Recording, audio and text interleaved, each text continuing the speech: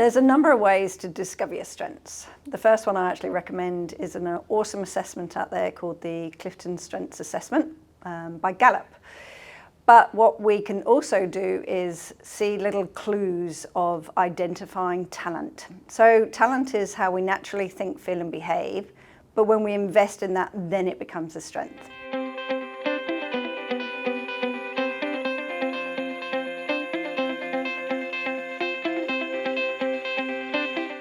Well, first we have to define what a weakness is.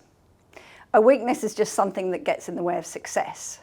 So if your weakness is getting in the way, then yes, you might want to work on it. But quite often when we think about strengths, working on our weaknesses is not where you're going to get the return on investment. But if you do have to work in an area, so as an example, I'm not somebody that's particularly analytical and I don't have a great attention to detail. Does that get in my way of success? Well, if yes, I'm better off partnering with somebody who does that really well. Maybe having a peer review process and having somebody whose strength that is help me in that area.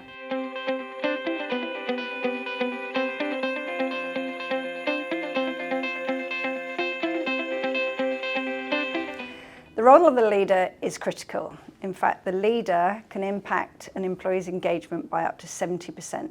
Just by the things that they do, the things they don't do, the things they say, the things they don't say. They have a huge impact.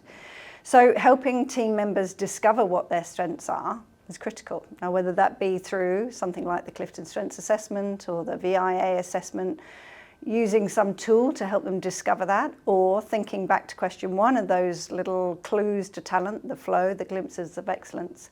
But fundamentally, it's about being curious, asking great open coaching questions to find out what it is that might motivate and energize that person.